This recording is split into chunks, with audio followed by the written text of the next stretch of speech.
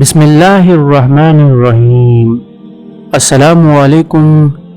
ارحم T V channel کی طرف سے آج میں اپنے دوستوں کو رسول اللہ صلی اللہ علیہ وآلہ وسلم کا ایک بہت ہی پیارا فرمان سناؤں گا۔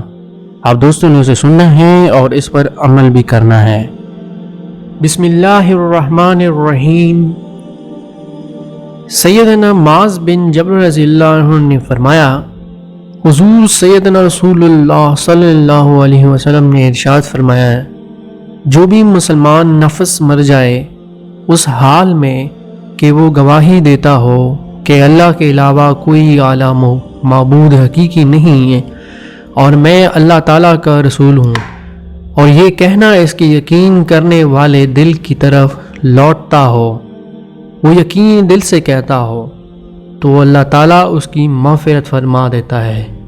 ابن ماجہ کی حدیث ہے کہ حدیث کی تشریح کچھ اس طرح سے ہے کہ حضور پاک صلی اللہ علیہ وسلم کا ارشاد ہے کہ کوئی اگر اس دنیا سے رخصت ہو رہا ہو اور اس کی زبان پہ کلمہ ہو لا الہ الا اللہ محمد الرسول اللہ، اور وہ دل سے کہہ رہا ہو اور وہی بات ان کی دل کی طرف لوٹ رہی ہو، تو اللہ تعالیٰ اس کی مغفرت فرما دیتا ہے۔